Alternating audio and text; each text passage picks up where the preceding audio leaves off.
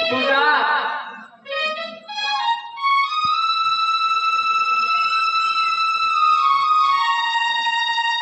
मी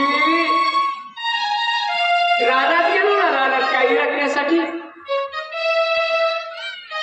त्यावेळेस पोह्यांचं गाठोडं घेऊन माझी आई अशीच उभा राहायची. आणि जेव्हा मी परत येईन त्यावेळेस कृष्णाला म्हणून त्या ठिकाणी पोहे द्यायची. आज ती इच्छा माझ्या मित्रांनी पूर्ण केली आहे. रुक्मिणी,